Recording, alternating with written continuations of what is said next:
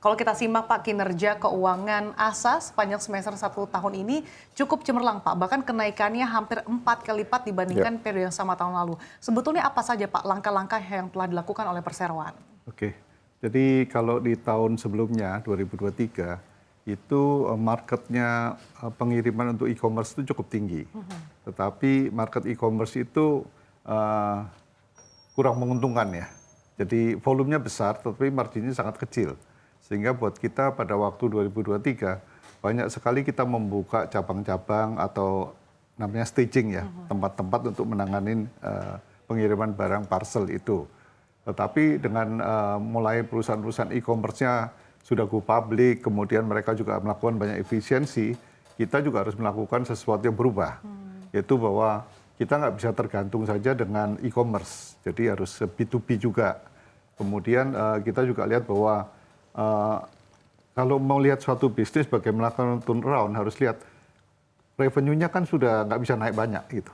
Ya, tetapi bagaimana cost yang terbesar harus kita manage gitu. Nah itu mulai dari orangnya, kemudian dari fixed asset-nya, kemudian tempat-tempat yang kita dulu sewa ya sekarang udah nggak perlu lagi gitu kan. Nah itu sehingga membuat kita melakukan efisiensi, walaupun revenue-nya tidak naik atau turun, tetapi profitability-nya luar biasa naiknya. Nah iya Pak, seperti yang Bapak bilang tadi kan memang secara pendapatannya turun tipis ya Pak 0,9% ya. Dan di sini kan ada efisiensi biaya yang marginnya kalau saya lihat per Juni 2024 itu naik ya jadi 28,6% ya Pak. Nah tapi untuk efisiensi ini terutama untuk antar aja seberapa besar sih Pak efisiensinya terutama terhadap antar aja? Ya cukup besar ya, kalau tahun lalu lebih dari 100 miliar ya ruginya ya antar aja gitu kan. Ya, tahun ini bisa mungkin ya bisa lebih baik puluhan miliar lah kalau itu roundnya ya. Apalagi memang sewa pengiriman sama sewa kendaraan itu kontribusinya paling besar ya Pak. Dilihat kalau saya lihat memang untuk sewa kendaraan mobil penumpang sama autopool itu kontribusinya per Juni 2024 itu tercatat 33,4% ya Pak. Untuk dari jasa pengiriman 31,4%. Berarti memang kontribusi pendapatan terbesar saat ini masih sewa kendaraan sama jasa pengiriman. Oke, untuk kontribusi antar aja tadi kan sudah dilakukan beberapa efisiensi Pak. Nah untuk kedepannya apakah memang efisiensi ini akan terus dilanjutkan sehingga bisa turut mendongkrak profitabilitas? Ya pasti ya, jadi banyak sekali yang harus kita lakukan sinergi ya. Jadi contoh misalnya apakah IT-nya perlu menggunakan kapasiti segitu besar ya kan. Kemudian apakah kita bisa kerjasama kolaborasi dengan pengiriman lainnya, misalnya satu truk yang ngirim ke satu daerah dari Jakarta ke Surabaya, nggak tiap hari truk itu kan full truck, full load ya. Jadi kita bisa sharing dengan delivery yang lain, ya sharing cost gitu kan. Nah kemudian juga kalau kolaborasi ini bisa dilakukan, cost-nya bisa ditekan lagi gitu. Oke, tapi kalau tadi dikatakan ada rencana kolaborasi, apakah memang saat ini sudah berjalan atau baru wacana Pak? Nggak, saat ini sudah berjalan. Jadi ASA ini juga melayani beberapa bisnis pengiriman juga. Jadi sewa mobilnya dari ASA sehingga lebih gampang kita bicara kalau itu kan.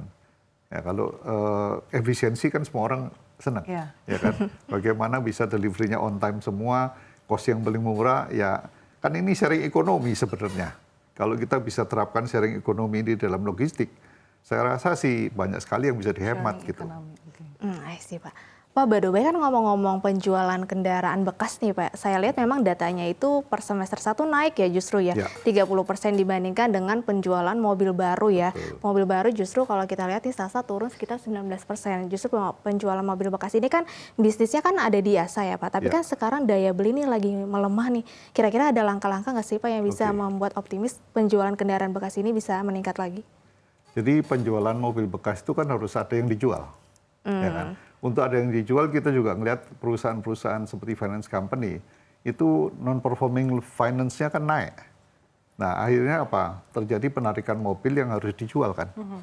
Nah walaupun jual harganya turun ya, tetapi mau nggak mau harus jual supaya likuiditasnya bisa bertambah gitu. Nah itu menyebabkan karena beli mobil baru itu setiap tahun harga mobil baru itu naiknya kira-kira 8-10%. Nah makin lama ya makin tinggi itu, daya belinya turun. Ya saat ini kan daya beli lagi turun sehingga banyak PHK kemudian segala macam membuat yang namanya beli mobil baru ini sesuatu yang masih makin tinggi gapnya dengan income-nya mereka. ya kan? Sehingga yang kita lihat sekarang ini bahwa tidak beli mobil baru, tetapi kebutuhan transportasi itu nggak pernah mati, ya kan? Akhirnya ya harus beli yang dia mampu. Ya mobil bekas salah satu pilihan yang paling utama di situ. Gitu. Oke. Tadi salah satu segmen yang cukup berkontribusi signifikan adalah penyewaan kendaraan ya Pak, diikuti dengan antar aja.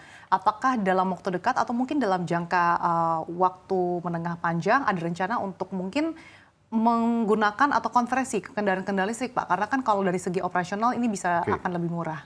Ya pertanyaannya sih bagus ya. Mobil listrik itu nggak gampang ya. Karena apa? Kita harus punya track record. Saya sendiri udah coba ya. Yang saya rasakan kurang ada itu peace of mind ya. Jadi kalau saya nyetir mobil listrik, itu selalu lihat meternya. Baterainya sisa berapa gitu kan. Nah karena kekhawatiran kalau saya pindah ke satu daerah, misalnya saya ke Bogor atau Bandung, nanti kalau di sana ngecasnya di mana?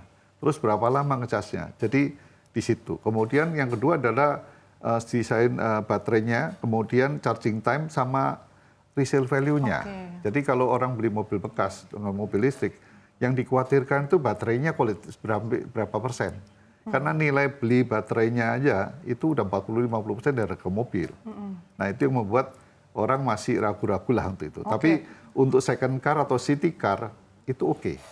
Artinya untuk ekosistem dari kendaraan listrik juga artinya dinilai masih belum mumpuni gitu ya Pak. Kira-kira kalau dari sektor logistik atau industri logistik, kira-kira kapan nih Pak baru siap untuk konversi kendaraan listrik? Apa mungkin baru 5 tahun atau 10 tahun lagi nih Pak proyeksinya? Kalau yang mobil untuk logistik kan biasa truk ya. Truk kalau mau dipakai itu baterainya lebih gede lagi, ya lebih berat. Jadi di sana charging time segala macam. Jadi kalau menurut saya itu teknologinya nunggu. Jadi seperti dulu kalau kita pakai handphone kan baterai seperti batu bata gitu kan. Chargingnya lama, sekarang kan udah 30 menit selesai. Jadi nunggu teknologi itu nyampe, menurut saya sih akan cepat beralih ke sana. Dan menurut saya kalau seandainya semua dana untuk riset masuk ke riset baterai, maka baterai itu bisa terjadi bahwa akan lebih cepat chargingnya, jaraknya lebih jauh, ya kan? Nah itu akan terjadi konversi dari mobil yang combustion menjadi EV. Elektrik, Oke. Pak, by the way kan di ASA ini jasa logistik kontribusinya cukup kecil ya Pak, hanya sekitar 5,9% aja ya dibandingkan dengan sewa kendaraan sama jasa pengiriman. Tapi kalau Bapak melihat ke depannya bisnis logistik ini masih mumpuni nggak sih untuk di ASA sendiri? Oh, ini bisnis logistik itu bisnis yang nggak ada matinya. Karena selama orang hidup pada pergerakan barang dari satu tempat lain, yaitu pakai logistik. Ya, kalau zaman silat dulu ada namanya perusahaan pengirim barang. Nah itu juga ada itu ya kan. Jadi dari dulu sampai sekarang tuh logistik nggak ada matinya. Cuman memang marginnya tipis. Ya, tapi kalau sekarang di Indonesia, makanya di ASA ini kan sekarang udah menerapkan ada bisnis logistik yang halal.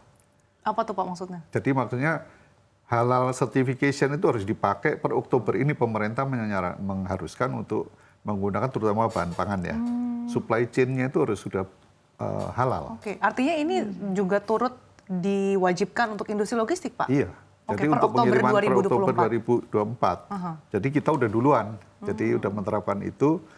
Jadi misalnya pengiriman susu kayak walaupun kalengan, tetapi kalau susu ini udah dianggap halal ya mulai proses pengirimannya harus halal. Nggak tercampur yang lain, kebersihannya segala macam. Indikator-indikatornya apa saja Pak? Ada, kalau ada penyelia halalnya harus ada itu, certified. Jadi kalau nggak ada certified halal ya nggak bisa diakuin halal gitu. Tapi sejauh mana ASA sudah mengimplementasikan kewajiban ini Pak? Sudah, jadi kita juga udah penyelia halalnya ada, kemudian kita udah certified, nah, kita juga lagi proses. Tapi memang kan pengenalan ini nanti Oktober baru dimulai ya. Jadi mau nggak mau sebelum orang kaget kan udah siap gitu ya. Jadi ke depan itu. Yang kedua pengiriman barang-barang frozen juga, frozen food itu. Karena kalau GDP kita naik, ya orang akan cenderung makan yang siap saji. Ya, kalau Ibu melihat bahwa di supermarket sekarang ada cold chest itu, ya kan? Kalau bakmi GM aja udah frozen, ya kan? Nah itu kan semua ada tempat untuk itu. Nah ngirimnya kan harus ada river truck. Jadi bisnis seperti logistik yang river truck itu makin lama makin naik. Peluangnya berapa besar Pak? Besar sekali, kalau menurut saya sih besar. Jadi ikan segala macam. Ikan itu kan matinya 4 kali. Begitu dipancing dia mati, begitu masuk ke pelelangan diformalin mati 2 kali, terus di penggorengan mati 4 kali itu bisaannya kan.